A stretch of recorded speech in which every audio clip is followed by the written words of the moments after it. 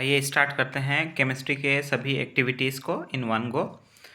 सबसे पहले है कि जब मैग्नीशियम रिबन को बर्न किया जाता है ऑक्सीजन की उपस्थिति में तो एकदम बिल्कुल वाइट डेजलिंग फ्लेम निकलता है जो डायरेक्टली आँख के लिए बहुत नुकसानदेह हो सकता है और फिर इसमें से तेज़ धुआं निकलता है, इसलिए इसको बॉडी से दूर रखना चाहिए।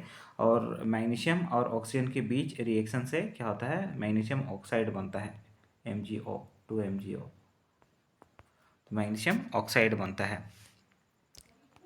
और जब यह मैग्नीशियम ऑक्साइड जब भी मेटल और ऑक्सीजन के बीच रिएक्शन होता है तो मेटालिक ऑक्साइड बनता है। मेटालिक ऑक्साइड का नेचर एसिडिक होता है और यह ठंडा पानी में इसको घोलिएगा तो मैग्नीशियम हाइड्रोक्साइड नहीं बनेगा, इसके लिए गर्म पानी का ज़रूरत पड़ता है। गर्म पानी में जब मैग्नीशियम ऑक्साइड को डिज़ोल्व किया जाता है तो मैग्नीशियम हाइड्रोक्साइड बनता है, मैग्नीशियम हाइड्रोक्साइड बनता है जो एक बेस है। यहाँ एक्टिविटी 1.2 है, इसमें 1.2 इसमें क्या कहता है, इसमें जब हम रिएक्शन कराते हैं किसके किसके बीच में, तो रिएक्शन कराते हैं लेड नाइट्रेट और पोटेशियम आयोडाइड सॉल्यूशन के बीच में। लेड नाइट्रेट और पोटेशियम आयोडाइड सॉल्यूशन के बीच में रिएक्शन होता है तो इनिशियली तो दोनों ही बिल्कुल ट्रांसपेरेंट होता है और सॉलिड स्टेट में ये दोनों रिएक्शन नहीं करेगा, लेकिन जैसे ही लेड नाइट्रेट सॉल्यूशन को टेस्ट ट्यूब में लेते हैं और उसमें डिजोल्व पोटेशियम आयोडाइड सॉल्यूशन को डालते हैं तो लेड आयोडाइड का येलो प्रेसिपिटेट तैयार हो जाता है। तो इसमें क्या बनता है, लेड आयोडाइड बनता है। तो लेड आयोडाइड बनता है और लेड आयोडाइड का जो है आपका येलो प्रेसिपिटेट जो है वो तैयार हो जाता है। तो इस किसका येलो प्रेसिपिटेट तैयार होता है, तो लेड आयोडाइड का येलो प्रेसिपिटेट तैयार होता है जो बॉटम में बैठ जाता है, तो इसको प्रेसिपिटेशन रिएक्शन भी कहा जाता है। तो एक्टिविटी 1.2 इस टाइप से आपको ध्यान में रखना है कि किसका येलो प्रेसिपिटेट बनेगा, लेड आयोडाइड का। लेड नाइट्रेट और पोटेशियम आयोडाइड, तो केमिकल रिएक्शन को ध्यान में रखना है, लेड नाइट्रेट और पोटेशियम आयोडाइड का। नेक्स्ट है एक्टिविटी 1.3। 1.3 में कहा जाता है कि जब कोई जिंक ग्रेन्यूल लेते हैं और जिंक ग्रेन्यूल को किसके अंदर डालते हैं, तो डाइल्यूट हाइड्रोक्लोरिक एसिड में डालते हैं तो एक गैस का इवोल्यूशन होता है। और गैस कौन सा गैस होता है, तो यहाँ अगर आप जो निकलता हुआ गैस है वो हाइड्रोजन गैस होगा। जब मेटल और एसिड के बीच रिएक्शन होता है तो हाइड्रोजन गैस बनता है और हाइड्रोजन गैस जो है पॉप का साउंड के साथ में जलता है। तो याद रखिएगा कौन सा साउंड में जलता है, तो पॉप का साउंड के साथ में जलता है। जिंक क्लोराइड बनता है और हाइड्रोजन और ये एक एक्सोथर्मिक रिएक्शन है। कोई भी एडिशन रिएक्शन जो होता है उसमें आपका एक्सोथर्मिक रिएक्शन होता है, क्योंकि इस रिएक्शन के दौरान ये गर्म होने लगेगा। जो फ्लास्क है कॉनिकल फ्लास्क, ये गर्म होने लगेगा। तो इस प्रकार से केमिकल रिएक्शन के दौरान change in state, change in colour, evolution of gas, change in temperature और फॉर्मेशन ऑफ प्रेसिपिटेशन, तो ये सारे एक्टिविटीज़ होते हैं। उसके बाद हम लोग का आता है कॉम्बिनेशन रिएक्शन का एग्जांपल में आपका कि जब कॉम्बिनेशन रिएक्शन में दो चीज़ मिलके एक बनाता है, एक दो रिएक्टेंट मिलके एक प्रोडक्ट बनाता है, तो कैल्शियम ऑक्साइड और वाटर दोनों मिलके कैल्शियम हाइड्रोक्साइड बनाता है। और इस स्थिति में भी क्या होता है, छूने पर ये गर्म मालूम पड़ता है। Formation of slaked lime by the reaction of calcium oxide with water, तो ये क्या होता है, स्लेक्ट लाइम जो है ये पानी को गर्म कर देता है और थोड़े थोड़े छोटे छोटे बुलबुले आने लगते हैं और फिर हाइड्रोजन उसके ऊपर में फ्लोट करने लगता है, क्योंकि इसके साथ में डिज़ोल्व हो जाता है। हाइड्रोजन जो है कैल्शियम के साथ में पानी के साथ में डिज़ोल्व हो जाता है, इसलिए वो फ्लोट करने लगता है सफ़ेद सफ़ेद। इस प्रकार से ये भी कॉम्बिनेशन रिएक्शन भी एक्सोथर्मिक रिएक्शन का एग्जांपल है। पहले भी देखें, प्रत्येक प्रकार का कॉम्बिनेशन रिएक्शन एक्सोथर्मिक रिएक्शन का कॉम्बिनेशन रिएक्शन का दूसरा नाम एडिशन रिएक्शन भी है। तो एडिशन रिएक्शन, कॉम्बिनेशन रिएक्शन और एक्सोथर्मिक रिएक्शन ये तीनों सेम ही होता है, जिसमें टेम्परेचर उत्पन्न होता है, प्रोड्यूस होता है।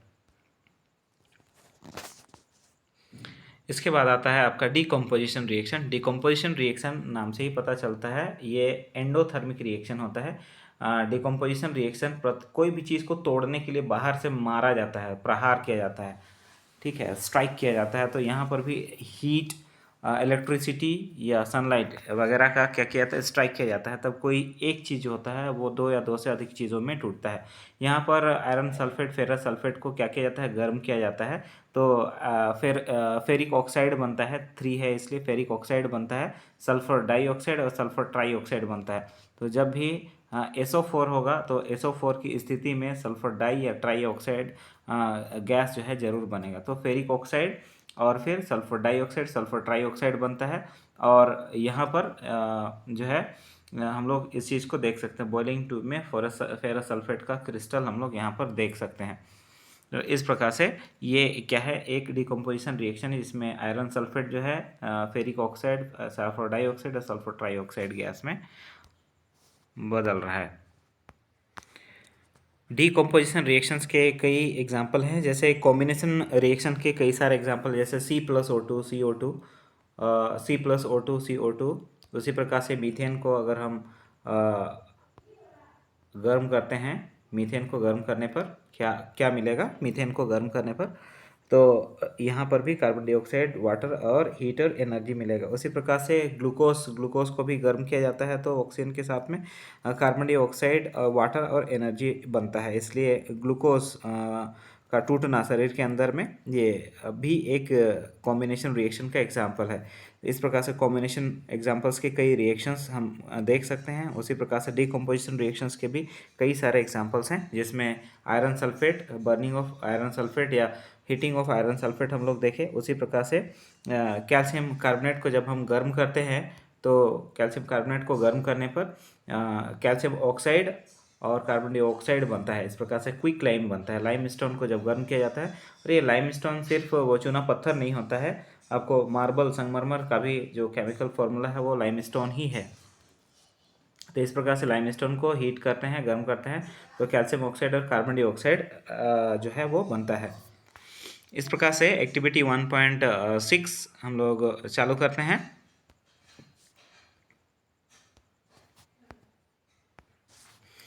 तो जब लेड नाइट्रेट को हम गर्म करते हैं, तो लेड नाइट्रेट को गर्म करते हैं तो क्या निकलता है, नाइट्रोजन डाइऑक्साइड निकलता है। लेड नाइट्रेट को गर्म करने पर नाइट्रोजन डाइऑक्साइड निकलता है, और नाइट्रोजन डाइऑक्साइड का कलर ब्राउन होता है, ब्राउन फ्यूम निकलता है। तो इसको ध्यान में रखिएगा, जब लेड नाइट्रेट टूटता है तो लेड ऑक्साइड और नाइट्रोजन डाइऑक्साइड भी बनता है। तो इस प्रकार से इसको ध्यान में रखना है कि कलर क्या है, तो कलर कैसा है, ब्राउन कलर का है, और लेड नाइट्रेट जो है वो टूट रहा है, और लेड ऑक्साइड इसके अलावा क्या क्या बन रहा है, लेड ऑक्साइड के अलावा नाइट्रोजन डाइऑक्साइड और ऑक्सीजन गैस बनता है। तो इस प्रकार से हम इसको ऑब्जर्व कर सकते हैं। तो जो नाइट्रोजन डाइऑक्साइड है, नाइट्रोजन डाइऑक्साइड इसका जो फ्यूम होता है वो ब्राउन फ्यूम होता है। तो लेड नाइट्रेट PbNO3 केमिकल को रिएक्शन को ध्यान में रखिएगा, लेड नाइट्रेट PbNO3 ये जो है जब टूटेगा गर्म करने पर तो लेड ऑक्साइड बनेगा, और नाइट्रोजन डाइऑक्साइड जो ब्राउन फ्यूम के साथ में आएगा और फिर ऑक्सीजन निकलता है। नेक्स्ट है आपका अनदर दूसरा जो टाइप है इसका, वो है आपको टेम्परेचर के थ्रू से हम लोग देखें। अब देखते हैं इलेक्ट्रोलिसिस, इलेक्ट्रिसिटी के थ्रू से डिकम्पोजिशन देखते हैं हम लोग। तो इलेक्ट्रिसिटी के थ्रू से डिकम्पोजिशन में हम लोग क्या देखते हैं, इस प्रकार से एक बीकर लेते हैं, इसमें एनोड और कैथोड बना दिया जाता है, और दोनों को बैटरी के दोनों टर्मिनल्स के साथ में जोड़ दिया जाता है। तो एनोड को जो है पॉजिटिव टर्मिनल के साथ में, और कैथोड को नेगेटिव टर्मिनल के साथ में जोड़ दिया जाता है। तो इस प्रकार से एनोड क्या करेगा, एनोड ए पॉजिटिव मार्क्स माना जाता है, इसलिए ए पॉजिटिव होता है, एनोड पॉजिटिव होता है, ध्यान में रखिएगा। कैथोड नेगेटिव होता है, C ग्रेड जो होता है वो नेगेटिव ग्रेड माना जाता है मार्क्स बोर्ड एग्जाम में, और A ग्रेड प्लस माना जाता है, बहुत अच्छा माना जाता है। तो इस प्रकार से एक बीकर है, बीकर के अंदर में इस प्रकार से ग्रेफाइट रॉड और कोई भी दो मेटल रॉड को आप बना सकते हैं, एनोड और कैथोड कोई सा भी। जो बैटरी का प्लस हिस्सा से जुड़ेगा वो एनोड कहा जाएगा, प्लस वाला, और जो नेगेटिव टर्मिनल से जुड़ेगा वो कैथोड माना जाएगा। और इस दौरान जब पानी फ्लो कराया जाता है, पानी में इलेक्ट्रिसिटी फ्लो कराया जाता है, तो हाइड्रोजन और ऑक्सीजन दो अलग अलग हिस्सा में टूटेगा। और हाइड्रोजन वाला हिस्सा जो है, क्योंकि हाइड्रोजन का प्लस आयन होता है, हमेशा याद रखिएगा हाइड्रोजन प्लस आयन होता है, इसलिए ये कैथोड की तरफ जाएगा, यानी सी कैथोड की तरफ जाएगा। और ऑक्सीजन जो है वो नेगेटिव टर्मिनल होता है, इसलिए वो किधर जाएगा, तो एनोड की तरफ जाएगा। तो नेगेटिव वाला पॉजिटिव टर्मिनल्स की तरफ में जाएगा। और हम लोग वाटर का जो फॉर्मूला होता है, वाटर का फॉर्मूला H2O होता है, इसलिए हम लोग देख सकते हैं कि हाइड्रोजन का जो अमाउंट होगा वो डबल होगा और ऑक्सीजन का अमाउंट जो होगा हाफ होगा। इसलिए जिसमें ज़्यादा गैस बन रहा है वो हाइड्रोजन है, और जिसमें कम गैस बन रहा है वो ऑक्सीजन है। तो इस प्रकार से एनोड, कैथोड, डबल और हाफ, इस प्रकार से हम आराम से पता लगा सकते हैं। इसी प्रकार से डिस्प्लेसमेंट रिएक्शन है। डिस्प्लेसमेंट रिएक्शन के लिए हम लोग सबसे पहले क्या करते हैं, कॉपर सल्फेट सॉल्यूशन लेते हैं। 1 मिनट। इसमें एक और आता है फोटो डिकम्पोजिशन रिएक्शन आता है। तो हम लोग पहला में देखे थर्मल डिकम्पोजिशन देखे, फिर इलेक्ट्रोलिसिस देखे। थर्मल डिकम्पोजिशन में हीट को दिया जाता है और तोड़ा जाता है, जैसे लेड नाइट्रेट के केस में, कैल्शियम कार्बोनेट के केस में और आयरन सल्फेट के केस में। इन तीनों केसेस में हम हीट दिए और फिर ब्रेक डाउन किए, डिकम्पोज कराए। उसके बाद वाटर के केस में इलेक्ट्रोलिसिस, इलेक्ट्रिसिटी फ्लो कराया, डिकम्पोज कराया हाइड्रोजन और ऑक्सीजन में। उसी प्रकार से सनलाइट की उपस्थिति में क्या किया जाता है, सिल्वर क्लोराइड या सिल्वर ब्रोमाइड को रखा जाता है। और इस प्रकार से क्या होता है, जो है वो वाइट कलर का जो सिल्वर क्लोराइड होता है, कलर को ध्यान रखिएगा, वाइट कलर का सिल्वर क्लोराइड होता है, वो ग्रे कलर में चेंज हो जाता है। तो सिल्वर, ग्रे कलर का सिल्वर और क्लोरीन गैस इसमें निकलता है। इस प्रकार से SL सनलाइट की उपस्थिति में सिल्वर और क्लोरीन में ये सिल्वर क्लोराइड टूट जाता है। इसको फोटो डिकम्पोजिशन रिएक्शन कहा जाता है, जिसमें सिल्वर क्लोराइड जो है वो टर्न्स ग्रे। ठीक है, तो इस प्रकार से ये सिल्वर क्लोराइड ग्रे कलर में चेंज हो जाता है। इसके बाद आता है आपका डिस्प्लेसमेंट रिएक्शन। डिस्प्लेसमेंट रिएक्शन में क्या होता है, इस प्रकार से अगर हम आयरन को डीप करते हैं, इसमें जो कॉपर सल्फेट का सॉल्यूशन है, तो कॉपर सल्फेट का सॉल्यूशन इतना डीप नहीं रहता ब्लू।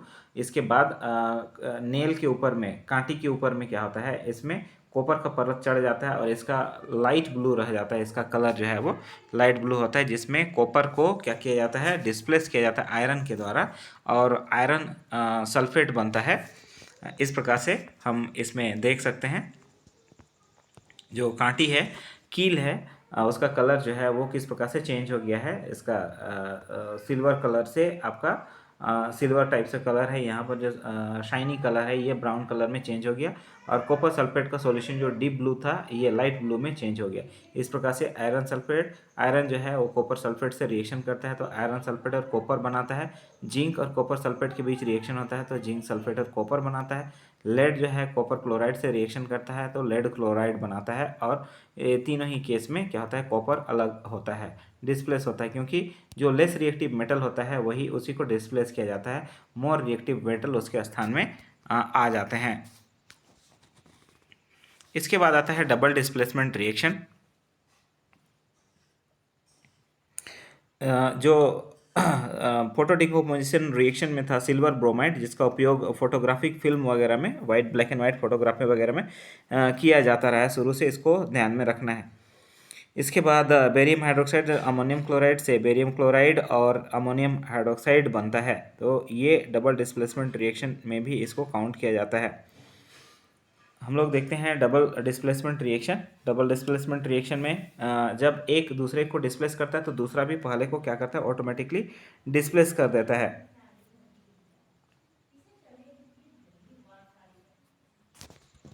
यहाँ हम क्या देख रहे हैं कि सोडियम सल्फेट जो है, जब बेरियम क्लोराइड के साथ रिएक्शन करता है, सोडियम सल्फेट बेरियम क्लोराइड से रिएक्शन करता है, तो बेरियम सल्फेट और सोडियम क्लोराइड बनाता है। जो सोडियम क्लोराइड लिक्विड के रूप में होता है, एक्वस, और ये प्रेसिपिटेट के रूप में होता है।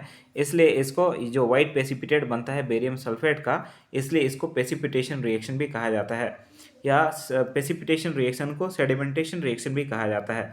तो sedimentation reaction, precipitation reaction, double displacement reaction, तीनों एक होते हैं। तो सोडियम सल्फेट बेरियम क्लोराइड के साथ रिएक्शन करके बेरियम सल्फेट और सोडियम क्लोराइड बनाता है, और जिसमें बेरियम सल्फेट का जो वाइट प्रेसिपिटेट है वो तैयार। इसी डबल डिस्प्लेसमेंट रिएक्शन में फर्स्ट रिएक्शन जो है वो आता है, जिसमें हम लोग देखे थे कि लेड नाइट्रेट और पोटेशियम आयोडाइड, लेड नाइट्रेट और पोटेशियम आयोडाइड के बीच जब रिएक्शन होता है PbNO3 whole two PbNO3 whole two और पोटेशियम आयोडाइड Ki के बीच जब रिएक्शन होता है तो क्या बनता है, लेड आयोडाइड बनता है, PbI2 बनता है, लेड आयोडाइड PbI2। तो ध्यान रखिएगा ये रिएक्शन, और पोटेशियम नाइट्रेट बनाता है प्लस KNO3 बनाता है, पोटेशियम नाइट्रेट, नाइट्रेट में NO3 होता है। तो जो है आपका PbNO3 याद रखिएगा, PbNO3 lead nitrate, lead nitrate जब पोटेशियम आयोडाइड Ki के साथ रिएक्शन कर रहा है, lead nitrate PbNO3 whole two, lead nitrate PbNO3 whole two जब पोटेशियम आयोडाइड Ki के साथ रिएक्शन कर रहा है तो क्या बना रहा है, तो पोटेशियम आयोडाइड PbI2 बना रहा है और पोटेशियम नाइट्रेट बना रहा है, KNO3 बना रहा है। और इस केस को भी प्रेसिपिटेशन रिएक्शन कहा जाता है, क्योंकि इसमें पोटेशियम आयोडाइड का येलो प्रेसिपिटेशन, ये पोटेशियम आयोडाइड का येलो प्रेसिपिटेट तैयार होता है। तो इसको याद रखना है कि किसका येलो प्रेसिपिटेट तैयार होता है, पोटेशियम आयोडाइड, PbI2 का येलो कलर का प्रेसिपिटेट जो है वो तैयार होता है। तो ये भी डबल डिस्प्लेसमेंट रिएक्शन का एग्जांपल है। तो sodium sulphate plus barium chloride, barium sulphate plus sodium chloride, और फिर lead nitrate PbNO3 whole two और पोटेशियम आयोडाइड Ki रिएक्शन करेगा तो क्या बनाएगा, लेड आयोडाइड PbI2 बनाएगा, और फिर आपका पोटेशियम नाइट्रेट बनाएगा। और इसमें किसका येलो प्रेसिपिटेट तैयार होगा, तो लेड आयोडाइड का जो है वो प्रेसिपिटेट तैयार होगा। तो इस प्रकार से ये डबल डिस्प्लेसमेंट रिएक्शन जो है वो हम दो डबल डिस्प्लेसमेंट रिएक्शन देखते हैं। इसके बाद आता है oxidation reaction. Oxidation reaction, oxidation and reduction में क्या होता है, जब कॉपर को हवा की उपस्थिति में गर्म करते हैं तो उसका कलर कैसा हो जाता है, ब्लैक हो जाता है, काला कलर का हो जाता है यहाँ पर। और फिर इस रिएक्शन में क्या होता है, ऑक्सीजन कॉपर के साथ जुड़ता है, कॉपर और ऑक्सीजन रिएक्शन करके कॉपर ऑक्साइड बनाया, तो ऑक्सीजन इसके साथ जुड़ा, तो ऑक्सीजन इसके साथ जुड़ा, और इस स्थिति में जो कॉपर ऑक्साइड है जो ब्राउन कलर से सीधा ब्लैक कलर में कन्वर्ट हो गया। और इस रिएक्शन को ऑक्सीडेशन रिएक्शन भी कहा जाता है, क्योंकि ऑक्सीडेशन रिएक्शन में या तो ऑक्सीजन जुड़ता है या हाइड्रोजन हटता है। तो ऑक्सीडेशन रिएक्शन में ऑक्सीजन जुड़ेगा या हाइड्रोजन हटेगा। यहाँ इस केस में क्या हो रहा है, कॉपर के साथ में ऑक्सीजन जाके जुड़ जा रहा है, तो कॉपर के साथ में ऑक्सीजन जाके जुड़ के कॉपर ऑक्साइड बनाया, इसलिए ये ऑक्सीडेशन रिएक्शन हुआ। इसी प्रकार से क्या होगा, जब कॉपर ऑक्साइड को क्या करते हैं हम, हाइड्रोजन के साथ रिएक्शन कराते हैं और गर्म करते हैं, हाइड्रोजन की उपस्थिति में गर्म किया जाता है, तो कॉपर अलग हो जाता है और हाइड्रोजन जो है वो रिड्यूस करता है, कॉपर से ऑक्सीजन छीन लेता है और पानी में कन्वर्ट हो जाता है। तो इसको चूँकि हाइड्रोजन के द्वारा कॉपर से ऑक्सीजन छीन लिया गया और वाटर बनाया गया, इसलिए इसको रिडक्शन रिएक्शन कहा जाता है। और ये दोनों ही रिएक्शन जनरली साथ साथ होते हैं, इसलिए इसे रेडॉक्स रिएक्शन कहा जाता है। रेड यहाँ से और ऑक्स यहाँ से, तो रेडॉक्स रिएक्शन में रिडक्शन ऑक्सीडेशन दोनों साथ साथ होता है।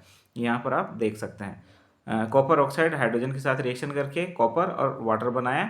इस स्थिति में हाइड्रोजन के साथ में ऑक्सीजन जुड़ रहा है, यहाँ पर हम देख रहे हैं, यहाँ ऑक्सीडेशन में हाइड्रोजन के साथ ऑक्सीजन जुड़ रहा है और यहाँ कॉपर में ऑक्सीजन हट रहा है, इसलिए इसका रिडक्शन हुआ। तो रिडक्शन रिएक्शन, ऑक्सीडेशन रिएक्शन। इसी प्रकार से जिंक ऑक्साइड कार्बन के साथ रिएक्शन करता है तो जिंक बनाता है, कार्बन मोनोऑक्साइड बनाता है। इसी प्रकार से मैग्नीज डाइऑक्साइड हाइड्रोक्लोरिक एसिड के साथ रिएक्शन करता है, मैग्नीज क्लोराइड बनाता है, वाटर बनाता है और क्लोरीन गैस बनाता है। हम लोग नेक्स्ट चैप्टर में चलते हैं। इसमें how do acid and base reacts with metal. तो सबसे पहले सेम रिएक्शन है ये जो चैप्टर फर्स्ट में देखे थे। जब हाइड्रोक्लोरिक एसिड और जिंक ग्रेन्यूल्स के बीच में रिएक्शन होता है तो मेटल जिंक जो है वो किसके साथ रिएक्शन करता है, मेटल जिंक जो है वो हाइड्रोक्लोरिक एसिड के साथ में रिएक्शन करता है। तो जिंक ग्रेन्यूल जो है हाइड्रोक्लोरिक एसिड के साथ रिएक्शन करता है, तो Zn प्लस HCl, जिंक और HCl दोनों आपस में रिएक्शन करता है तो ये जिंक क्लोराइड बनाता है और हाइड्रोजन गैस रिलीज होता है। जब भी मेटल और एसिड में रिएक्शन होता है तो हाइड्रोजन गैस जो है वो निकलता है। तो ये ध्यान रखिएगा, जिसको डिलीवरी ट्यूब की सहायता से यहाँ सोप बबल्स में लाया गया और इसमें से जो बबल्स निकला उसमें हाइड्रोजन गैस था, जिसमें मोमबत्ती जलाने पर ढाई ढाई का आवाज़ के साथ ही फूटने लगेगा। और इस प्रकार का रिएक्शन में अगर वीक एसिड होगा, यहाँ पर अगर हम वीक एसिड यूज़ करेंगे तो जो प्रोडक्शन ऑफ हाइड्रोजन गैस है वो क्या होगा, कम होगा। जैसे यहाँ पर है एथेनॉइक एसिड, एथेनॉइक एसिड को अगर हम इसमें यूज़ करेंगे तो यहाँ हाइड्रोजन का संख्या बहुत कम होगा। लेकिन वहीं हाइड्रोक्लोरिक एसिड, नाइट्रिक एसिड या सल्फ्यूरिक एसिड के साथ सेम रिएक्शन को रिपीट किया जाता है तो हाइड्रोजन गैस का मात्रा ज़्यादा होगा, क्योंकि ये स्ट्रॉन्ग एसिड है। तो स्ट्रॉन्ग एसिड के केस में हाइड्रोजन गैस के बुलबुले ज़्यादा बनेंगे और जो है वो वीक एसिड के केस में हाइड्रोजन गैस के बुलबुले कम बनेंगे। इसी प्रकार से जब सोडियम हाइड्रोक्साइड को जिंक के साथ रिएक्शन कराया जाता है, दूसरा केस जो है वो, दूसरा केस में सोडियम हाइड्रोक्साइड को जिंक के साथ रिएक्शन कराया जाता है तो सोडियम जिंकेट बनता है। ये कई बार ये सवाल आया हुआ है, Na2ZnO2। तो Na2ZnO2 सोडियम जिंकेट बनता है और हाइड्रोजन गैस निकलता है। तो इस प्रकार से एसिड और मेटल के केस में भी हाइड्रोजन गैस निकलता है और बेस और मेटल के केस में भी हाइड्रोजन गैस निकलता है। तो इसको ध्यान में रखिएगा। इसके बाद आता है आपका how do metal carbonate and metal hydrogen carbonate reacts with acid. तो हम देखें कि सोडियम का जो बेस है ये तो जो है वो जब मेटल के साथ, जिंक के साथ रिएक्शन किया तो हाइड्रोजन गैस दिया। अब यहाँ पर क्या होता है, जब कार्बोनेट जो है ये सोडियम कार्बोनेट और सोडियम हाइड्रोजन कार्बोनेट ये दोनों को हाइड्रोक्लोरिक एसिड के साथ रिएक्शन करा रहे हैं तो इन दोनों ही केस में सॉल्ट का निर्माण होता है, वाटर और कार्बन डाइऑक्साइड का निर्माण होता है। तो ध्यान रखिएगा कि Na2CO3 जब HCl के साथ रिएक्शन करता है तो NaCl H2O और CO2 बनाता है। और उसी प्रकार से NaHCO3 सोडियम हाइड्रोजन कार्बोनेट, ठीक है, जिसको हम लोग खाने का सोडा कहा जाता है, बेकिंग सोडा कहते हैं।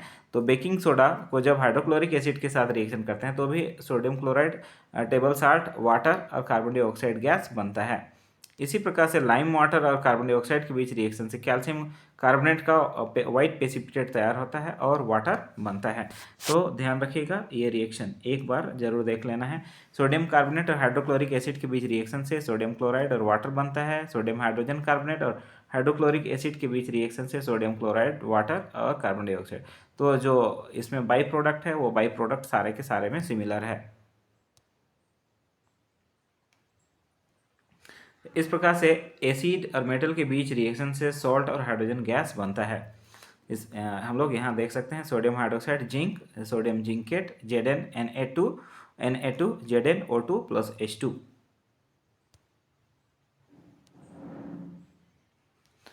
इसी प्रकार से acid solution in water conducts electricity.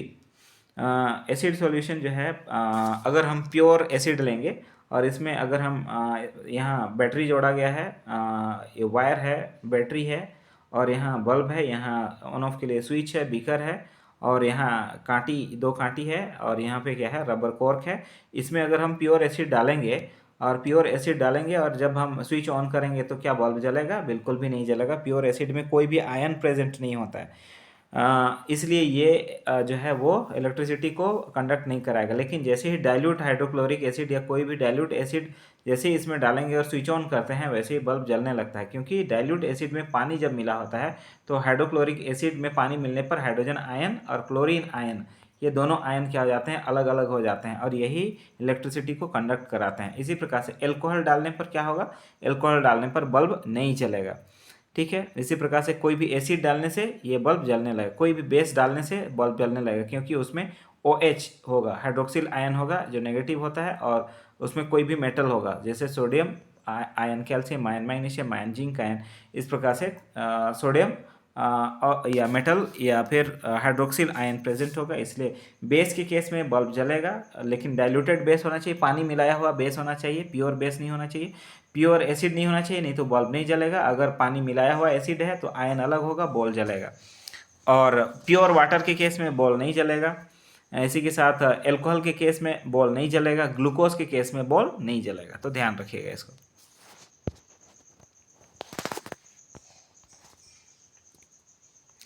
What happens to an acid और a base in a water solution. तो ये कहा जाता है कि कभी भी आपका प्योर एसिड या प्योर बेस अगर आप ले रहे हैं तो प्योर एसिड और प्योर एसिड में सीधा सीधा पानी नहीं मिलाना चाहिए।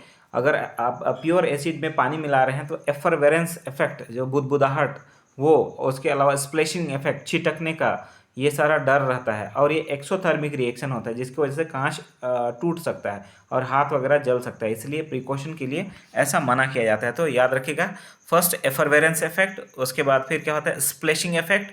इस एफरवेरेंस इफेक्ट बुदबुदाहट के साथ में रिएक्शन होता है, और फिर जो स्प्लैशिंग इफेक्ट की वजह से छिटकने का डर रहता है। एक्सोथर्मिक रिएक्शन जिसकी वजह से हाई टेम्परेचर कांच टूटेगा तो फिर आपका हाथ जल सकता है। तो इन सभी कारणों से एसिड में पानी नहीं मिलाया जाता है, जबकि उल्टा किया जाता है, पानी ज़्यादा लेके एसिड उसमें थोड़ा थोड़ा करके मिलाया जाता है और स्टीयरर की मदद से मिलाया जाता है।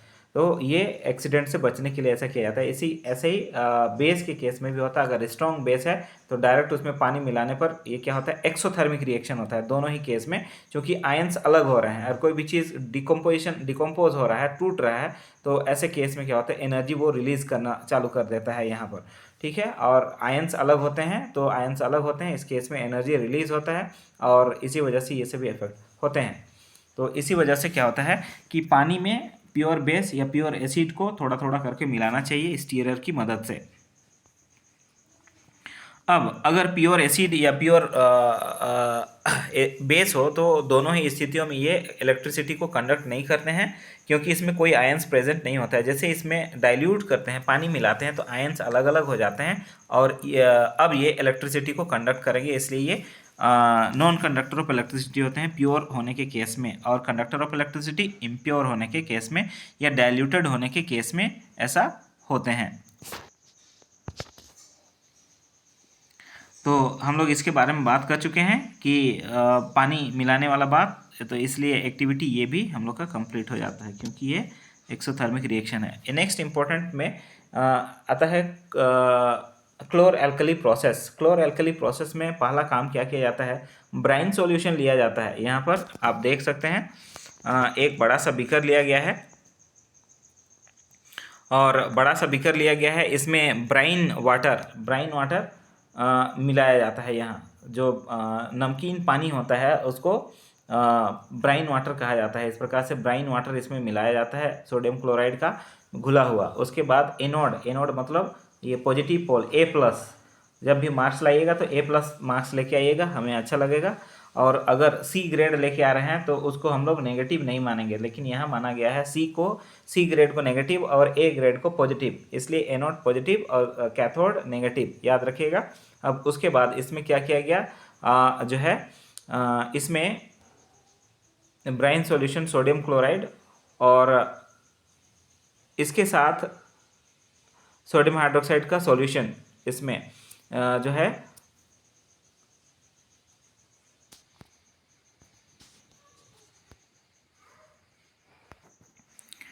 तो ब्राइन सॉल्यूशन में जब इलेक्ट्रिसिटी फ्लो कराया जाता है तो इस केस में क्या होता है सोडियम क्लोराइड जो है, यानी कि जो ब्राइन सॉल्यूशन जो सोडियम क्लोराइड नमक का जो घोल है उसमें इलेक्ट्रिसिटी फ्लो कराने से क्या होता है, दो केस होता है इसमें। एक तो नमक सोडियम क्लोराइड NaCl, Na और Cl ये दो चीज़ों में टूटता है। तो NaCl पहला क्या हुआ, Na प्लस आयन और Cl क्लोरीन ये में टूटा, और उसके बाद इसमें पानी भी मौजूद है तो पानी हाइड्रोजन और ऑक्सीजन में टूटेगा। तो इस प्रकार से क्या होता है, ये हाइड्रोजन और ऑक्सीजन मिलके क्या होता है सोडियम हाइड्रोक्साइड बना लेता है। तो इसको ब्राइन कंटेनिंग सोडियम हाइड्रोक्साइड इधर से बाहर निकलता है। और इसके साथ क्या होता है, कुछ हाइड्रोजन गैस जो सोडियम हाइड्रोक्साइड में इन्वॉल्व नहीं हुआ वो हाइड्रोजन गैस यहाँ से निकलता है, और फिर जो क्लोरीन गैस यहाँ बच गया वो यहाँ से निकलता है। तो इसलिए इसको क्लोर एल्कली प्रोसेस कहा जाता है, क्योंकि कोई भी बेस को एल्कली कहा जाता है। यहाँ पर ये सोडियम हाइड्रोक्साइड बेस बन रहा है, तो इसलिए सोडियम हाइड्रोक्साइड बेस को क्या कहा जाता है, एल्कली, और क्लोरीन गैस निकल रहा है इसलिए इसको क्लोर कहा जाता है। तो इसलिए ये प्रोसेस को क्लोर एल्कली प्रोसेस कहा जाता है। तो हम लोग क्या देखते हैं, एनोड, क्योंकि क्लोरीन गैस नेगेटिवली चार्ज होता है इसलिए ये एनोड से बाहर निकलता है, यानी पॉजिटिव पोल से बाहर निकलता है। क्लोरीन गैस नेगेटिव चार्ज इसलिए एनोड से बाहर निकलेगा। और फिर आपका हाइड्रोजन गैस ये पॉजिटिवली चार्ज होता है इसलिए ये कैथोड से बाहर निकलता है, यानी कि नेगेटिव चार्ज के साइड से ये बाहर निकलता है। और जो ब्राइन सॉल्यूशन है वो यहाँ से बाहर निकलता है सोडियम हाइड्रोक्साइड। तो इस प्रकार से सोडियम हाइड्रोक्साइड प्राप्त किया जाता है।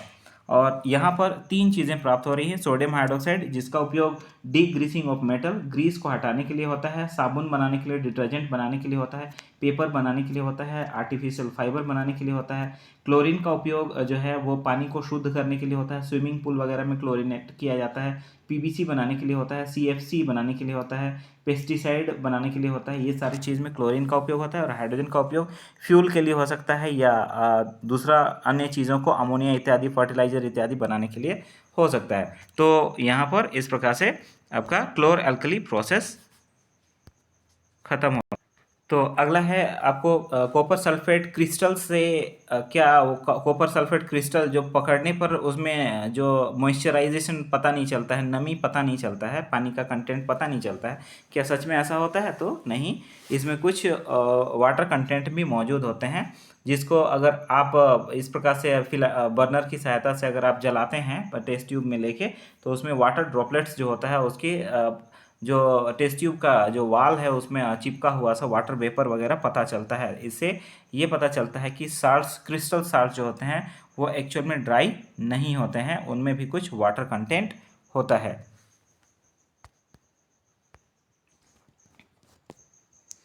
अब है what happen when metal reacts with water. तो कुछ मेटल ठंडा पानी के साथ रिएक्शन नहीं करते हैं, कुछ मेटल ठंडा पानी के साथ रिएक्शन करते हैं, कुछ गर्म पानी के साथ या कहें कि हम स्टीम के साथ रिएक्शन करता है।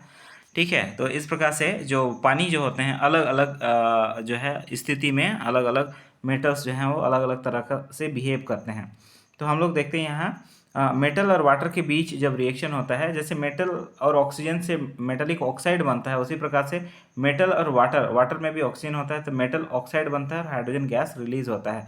मेटल ऑक्साइड को पानी के साथ फिर से रिएक्शन कराने से मेटल हाइड्रोक्साइड बनता है। हम लोग देखे थे जब मैग्नीशियम को ऑक्सीजन से रिएक्शन कराते थे तो मैग्नीशियम ऑक्साइड बनता था, और ये जो मैग्नीशियम ऑक्साइड को पानी में अगर गर्म पानी में हम घोलते हैं तो मैग्नीशियम हाइड्रोक्साइड बनता है MgOH2।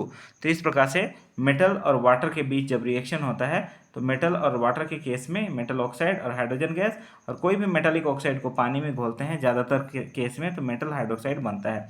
जैसे पोटेशियम और वाटर के बीच रिएक्शन से पोटेशियम हाइड्रोक्साइड बना, हाइड्रोजन गैस निकला और हीट एनर्जी यहाँ पर इवॉल्व हो रहा है। और सोडियम को वाटर के केस में रिएक्शन करने से सोडियम हाइड्रोक्साइड, हाइड्रोजन गैस निकलेगा और हीट एनर्जी इवॉल्व होता है।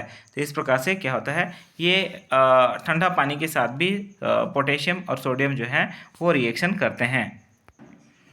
यहाँ से कई बार क्वेश्चंस पूछा हुआ है, ये सोडियम पोटेशियम और सोडियम, ये पोटेशियम और सोडियम के केस में ये वायलेंटली जो है वो ब्लास्ट कर जाएगा, और ये सोडियम के केस में ब्लास्ट कर जाता है, पोटेशियम के केस में भी ब्लास्ट कर जाता है, और कुछ स्फुलिंग्स, चिंगारी वगैरह निकलना चालू हो जाता है तुरंत। बहुत फास्ट रिएक्शन होता है वो, तो रैपिड रिएक्शन होता है, जो तुरंत जो निकलता हुआ हाइड्रोजन है वो भी कैच कर लेता है, जो है फायर कैच कर लेता है, इसलिए धड़ाम धड़ाम फटाखा जैसा फूटने लगेगा। और कैल्शियम जो है जब वाटर के साथ रिएक्शन करता है कैल्शियम हाइड्रोक्साइड बनाता है और हाइड्रोजन, लेकिन इसमें बहुत स्लोली गैस रिलीज होता है, और स्लोली गैस रिलीज होता है इसी वजह से फायर नहीं पकड़ता है और टेम्परेचर उतना ज़्यादा होता नहीं है इसमें। और इसके केस में क्या होता है, कैल्शियम जो है वो फ्लोट करना चालू करता है, पानी के साथ तैरना चालू करता है, बबल ऑफ हाइड्रोजन गैस, क्योंकि वो जो है कैल्शियम जो है बबल ऑफ हाइड्रोजन गैस के साथ सतह के साथ, जो मेटल का सतह है उसके साथ हाइड्रोजन गैस जो है वो चिपक जाता है, इसलिए वो इधर उधर घूम, इसलिए ये दूधिया पानी बन जाता है, मिल्की वाटर बन जाता है। तो ये इसी वजह से स्टिकी होता है, जो हाइड्रोजन स्टिकी होता है और मेटल सरफेस से चिपक के वो क्या करता है, सरफेस पर आ जाता है। तो ये कई बार पूछा हुआ सवाल है, ध्यान रखिएगा। अब हम लोग देखें कि ये तीनों केस में ये कोल्ड वाटर के साथ में या हॉट वाटर के साथ रिएक्शन करते हैं, लेकिन यहाँ पर केस में क्या होता है कि मैग्नीशियम कोल्ड वाटर के साथ कभी भी रिएक्शन नहीं करेगा, मैग्नीशियम जब भी करेगा तो हॉट वाटर के साथ रिएक्शन करेगा। मैग्नीशियम हाइड्रोक्साइड के केस में देखे थे, ये ठंडा पानी से कोई रिएक्शन नहीं करेगा, लिटमस पेपर का कलर में कोई चेंजेस नहीं आने वाला है, और जैसे ही गर्म पानी देते हैं वैसे ही ये क्या होता है, रिएक्शन करता है, और रिएक्शन करने के बाद मैग्नीशियम हाइड्रोक्साइड बनाता है, तथा ये भी फ्लोट करना चालू कर देता है, क्योंकि इसमें भी हाइड्रोजन गैस निकलता है जो स्टिक कर जाता है मैग्नीशियम मॉलिक्यूल्स के साथ में, मेटल्स के साथ में। लेकिन अगर हम देखते हैं एल्यूमिनियम, आयरन, जिंक, तो ये ध्यान रखिएगा, एल्यूमिनियम, आयरन, जिंक ये ना तो ठंडा पानी के साथ रिएक्शन करते हैं ना गर्म पानी के साथ रिएक्शन करते हैं। ठीक है, तो ये तेज गति से रिएक्शन नहीं करते हैं, तो इसलिए ध्यान रखना है एल्यूमिनियम और जिंक स्पेशली, उसके बाद आयरन, एल्यूमिनियम और जिंक ये जो है ठंडा पानी या गर्म पानी दोनों के साथ में ही रिएक्शन नहीं करते हैं। लेकिन but they react with steam to form metal oxide, अगर इनके ऊपर में भाप दिया जाता है, ठीक है, स्टीम फ्लो कराया जाता है, तो ये अपना मेटेलिक ऑक्साइड बनाएंगे और हाइड्रोजन गैस बनाएंगे। इस प्रकार से एल्यूमिनियम वाटर के साथ रिएक्शन करके एल्यूमिनियम ऑक्साइड बनाता है और हाइड्रोजन गैस बनाता है। आयरन वाटर के साथ रिएक्शन करके फेरिक ऑक्साइड बनाता है, फेरस ऑक्साइड बनाता है और हाइड्रोजन गैस रिलीज करता है। जबकि कुछ मेटल ऐसे होते हैं जो किन्हीं के साथ भी रिएक्शन नहीं करते हैं। लेड, कॉपर, सिल्वर, गोल्ड, ये किसी के साथ ना तो ठंडा ना गर्म पानी ना स्टीम किसी के साथ भी रिएक्शन नहीं करते हैं। तो ये टॉपिक को, ये पेज को थोड़ा ध्यान रखिएगा।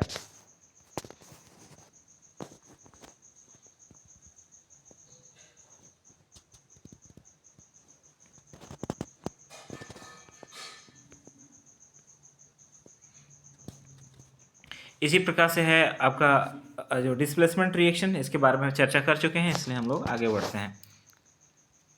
Properties of ionic compound, properties of ionic compound में यहाँ दिया हुआ था कि किस प्रकार से वो इलेक्ट्रिसिटी फ्लो करेंगे या नहीं करेंगे। तो सॉलिड स्टेट में कोई भी इलेक्ट्रिसिटी फ्लो नहीं करेगा। जैसे इनको पानी में घोला जाएगा तो इनके आयंस फ्री हो जाते हैं, तो पानी में घोलने की स्थिति में ये क्या करते हैं, ये रिएक्शन जो है इलेक्ट्रिसिटी को फ्लो करने देते हैं। अगर इनमें पानी फ्लो नहीं करा, पानी में नहीं घोला गया है, तो आयंस अलग नहीं होंगे और ऐसे केस में इलेक्ट्रिसिटी को फ्लो नहीं, यानी नॉन कंडक्टर के जैसे काम करेंगे। इनका बॉइलिंग पॉइंट बहुत ऊंचा होता है इनका, इसलिए ये इनका मेल्टिंग पॉइंट और बॉइलिंग पॉइंट दोनों ही बहुत ज़्यादा होता है एज कम्पेयर टू जो है वो कोवेलेंट बॉन्ड वाले कंपाउंड्स की तुलना में, आयनिक बॉन्ड वाले। इसके बाद आपका यहाँ पे आता है रिएक्टिविटी सीरीज़। इसमें रिएक्टिविटी सीरीज़ को ध्यान में रखिएगा, क्योंकि डिस्प्लेसमेंट रिएक्शन में इससे संबंधित कई बार क्वेश्चन पूछा हुआ है डिस्प्लेसमेंट रिएक्शन में। तो कैटरीना ने कार मांगी, अल्टो, जेन, फरारी, ध्यान रखिएगा इतना सा तक में। और इधर अनरिएक्टिव है कॉपर, सिल्वर और गोल्ड, ये काफ़ी अनरिएक्टिव मेटल होता है, इनर्ट मेटल होता है, ज़्यादा रिएक्शन ये करते नहीं है, इसलिए इनको अक्रिय मेटल भी कहा जाता है, इनर्ट मेटल कहा जाता है, तो ध्यान रखिएगा इसको। अब इसमें और जो है कंसंट्रेशन ऑफ और, इसमें इस केस में क्या होता है, जो कार्बोनेट और होता है, कार्बोनेट और को कैल्सिनेशन मेथड से ये किया जाता है, ट्रीट किया जाता है, और सल्फाइड और को रोस्टिंग मेथड से किया जाता है। तो इस चीज़ को ध्यान में रखिएगा, एमसीक्यू के लिए इम्पोर्टेंट है।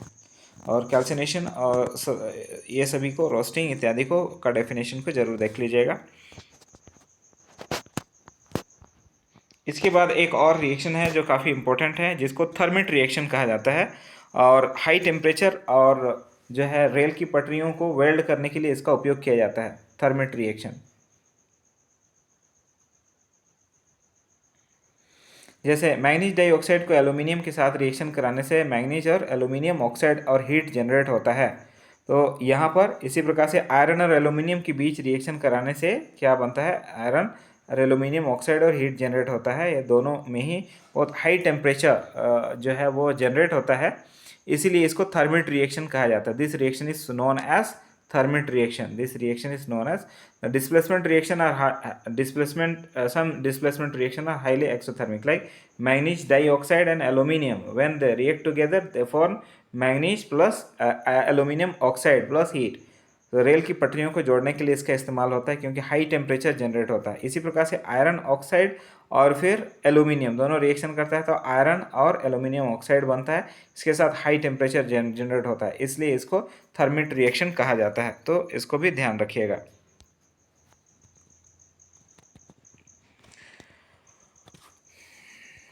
जब इलेक्ट्रोलाइटिक रिफाइनिंग होता है, जब जो हाई रिएक्टिविटी सीरीज़ वाले जो मेटल्स होते हैं, तो उनको जब प्योरीफाई किया जाता है, तो ऐसे केस में इलेक्ट्रोलाइटिक रिफाइनिंग ऑफ कॉपर हो रहा है, तो इलेक्ट्रोलाइटिक सॉल्यूशन जो है यूज़ किया जाता है। जैसे कॉपर सल्फेट सॉल्यूशन को इलेक्ट्रोलाइटिक सॉल्यूशन कहा जाता है, तो इस प्रकार से यूज़ किया जाता है। अब यहाँ पर क्या होता है, कि अलग अलग एनोड और कैथोड इसमें बनाया जाता है। एनोड और कैथोड, एनोड में जो है इम्प्योर मेटल को रखा जाता है, इम्प्योर कॉपर को, और कैथोड में जो प्योर कॉपर का बहुत पतला सा स्ट्रिप में कैथोड में रखा जाता है इसको।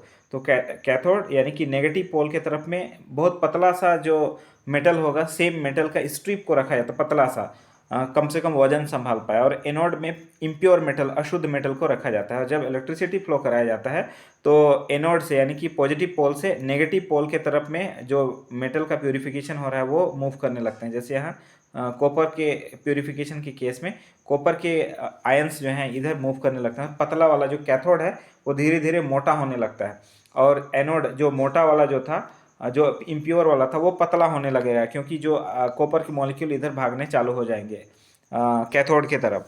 और इस केस में जो भी अशुद्धियाँ, इम्प्योरिटीज जो होंगी, कचरा जो होगा वो नीचे बैठ जाता है इसमें, इम्प्योरिटी, जिसको एनोड मड कहा जाता है। तो इस प्रकार से इलेक्ट्रोलाइटिक रिफाइनिंग किया जाता है। तो एक बार फिर से ध्यान रखिएगा, कैथोड में किसको रखा जाता है? प्योर मेटल का पतला स्ट्रिप को, जो लोड संभाल पाए, इतना मजबूत होना चाहिए। और जो है एनोड की तरफ क्या रखा जाता है? इम्प्योर मेटल का, मोटा सा इम्प्योर मेटल को रखा जाएगा।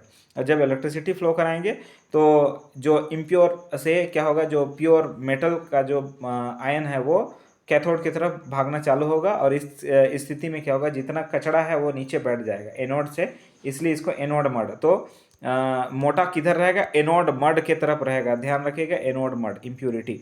इस प्रकार से इलेक्ट्रोलाइटिक रिफाइनिंग किया जाता है। कोरोजन के केस में हम लोग देखे हैं, रस्टिंग ऑफ आयरन में एयर और वाटर दोनों का जरूरत पड़ता है, इसलिए यहाँ पर क्या होगा, रस्टिंग होगा। यहाँ पर लेयर ऑफ ऑयल या ग्रीस डाल दिया गया है, इसलिए ऊपर का एयर से कॉन्टैक्ट टूट गया है, यानी यहाँ वाटर तो है लेकिन एयर नहीं है, इसलिए यहाँ रस्टिंग नहीं होगा। यहाँ ड्राइंग एजेंट के तौर में केमिकल्स मिला दिया जाता है। एनहाइड्रस कैल्शियम हाइड्रेट का इस्तेमाल किया जाता है, कैल्शियम क्लोराइड का, एनहाइड्रस कैल्शियम क्लोराइड का, इसलिए यहाँ पर एयर है लेकिन जो है वाटर कंटेंट नहीं है, मॉलिक्यूल मॉइस्चर नहीं है, इस वजह से यहाँ भी जो है वो कोरोजन नहीं होगा। इसलिए इससे ये पता चलता है कि कोरोजन के लिए मॉइस्चर कंटेंट और एयर दोनों का ही ज़रूरत पड़ता है। ऑक्सीडेशन रिएक्शन हम लोग इसके बारे में भी देखे थे। ऑक्सीडेशन रिएक्शन फर्स्ट चैप्टर में, इसमें ऑर्गेनिक कार्बन एनिड्स कंपाउंड से है, इसलिए ये खासा इंपॉर्टेंट हो जाता है। इसमें ऑक्सीजन ऐड होता है, एल्कोहल, इथाइल एल्कोहल में ऑक्सीजन ऐड करने से एथेनॉइक एसिड बना था, हम लोग ये देखे थे। तो यहाँ पर एक बार फिर से रिएक्शन को रिकॉल करने के लिए इसको डाल दिया गया है। तो ये इथाइल एल्कोहल C2H5 या CH3CH2OH, OH जब भी रहता है तो एल्कोहल होता है। तो इस प्रकार से इथाइल एल्कोहल को एल्कलाइन पोटेशियम परमैंगनेट की उपस्थिति में जब गर्म किया जाता है तो एथेनॉइक एसिड में बदल जाता है। या जो पोटेशियम डाइक्रोमेट है, इथाइल अल्कोहल को पोटेशियम डाइक्रोमेट की स्थिति में गर्म करने पर ये एथेनॉइक एसिड में बदल जाता है। तो इस प्रकार से इसमें यहाँ पर हम लोग क्या देखते हैं, ये हाइड्रोजन में एक ऑक्सीजन था लेकिन यहाँ पर 2 ऑक्सीजन हो गया, यानी ऑक्सीजन जुड़ा, इसलिए इसको ऑक्सीडेशन रिएक्ट कहा जाता है। और ऑक्सीडाइजिंग एजेंट के तौर में किसका इस्तेमाल हो रहा है? पोटेशियम परमैंगनेट या पोटेशियम डाइक्रोमेट का इस्तेमाल हो रहा है। इसी प्रकार से एडिशन रिएक्शन में क्या होता है, ये निकेल या पैलेडियम कैटलिस्ट का इस्तेमाल किया जाता है। यहाँ पर आप देखिएगा निकेल या पैलेडियम कैटलिस्ट का इस्तेमाल होगा। और इस प्रकार से डबल बॉन्ड वालों के साथ, किसी के साथ में भी जब हाइड्रोजन का रिएक्शन होता है तो हाइड्रोजन जाके इसके साथ में जुड़ जाता है। और यहाँ पर जो हम डबल बॉन्ड देख रहे हैं, यहाँ डबल बॉन्ड देख रहे हैं, यहाँ सब में सिंगल बॉन्ड आ जाता है। तो इस केस में हाइड्रोजन जुड़ता है, इसलिए इसको हाइड्रोजनेशन रिएक्शन भी कहा जाता है। तो जो वेजिटेबल ऑयल है उसको डालडा या घी वगैरह में फ्रेगरेंस डाल के ये इसी प्रोसेस से एडिशन रिएक्शन से चेंज किया जाता है, जो अनहेल्दी होता है। सब्स्टिट्यूशन रिएक्शन में क्या होता है, एक जो है दूसरा को डिस्प्लेस करता है, यहाँ से एक हाइड्रोजन हटा देगा, ये जो क्लोरीन है वो सनलाइट की उपस्थिति में, और यहाँ पर जो क्लोरोमीथेन बनाएगा और हाइड्रोक्लोरिक एसिड बनाएगा। तो इसमें हाइड्रोजन बाहर निकल रहा है और क्लोरीन इसके स्थान पर आ जा रहा है, इसलिए इसको सब्स्टिट्यूशन या डिस्प्लेसमेंट रिएक्शन भी कहते हैं। ये सनलाइट की उपस्थिति में पॉसिबल होता है। इसके बाद प्रॉपर्टी ऑफ इथेनॉल आप कार्बन एनालिसिस कंपाउंड में देख चुके हैं, इसलिए अगर देखना चाहते हैं तो देख सकते हैं, अदरवाइज स्टॉप कर सकते हैं। तो यहाँ पर है इथाइल अल्कोहल और सोडियम जब दोनों के बीच में रिएक्शन होता है सोडियम और इथाइल अल्कोहल, तो सोडियम इथोक्साइड का निर्माण होता है, CH3CH2ONA। बस यहाँ से क्या होगा, हाइड्रोजन हटेगा और नाइट्रोजन यहाँ जुड़ जाएगा, इसी को सोडियम इथोक्साइड कहा जाता है और हाइड्रोजन गैस कहा जाता है। इसी प्रकार से नेक्स्ट केस में क्या होता है, जब इथाइल अल्कोहल को हॉट कंसनट्रेटेड सल्फ्यूरिक एसिड की उपस्थिति में क्या किया जाता है, सल्फ्यूरिक एसिड के साथ में गर्म किया जाता है, तो इस प्रकार से इथीन बनता है और वाटर बनता है। ये 443 डिग्री केल्विन पर इसको गर्म किया जाता है। तो ये ethyl alcohol hot concentrated sulphuric acid के साथ रिएक्शन करा के इथीन इसमें तैयार किया जाता है।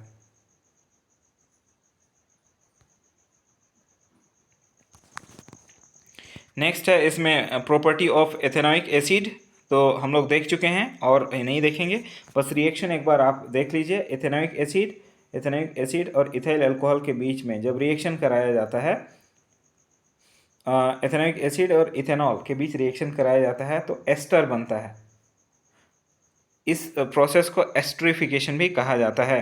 तो इस प्रकार से जो रिएक्शन है वो इसमें स्वीट स्मेलिंग सब्सटेंस, एस्टर का जो स्मेल होता है हमेशा क्या होता है, बहुत ही स्वीट होता है।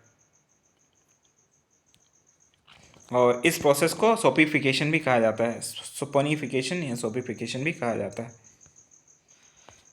Thank you, have a good day and best of luck for your exam.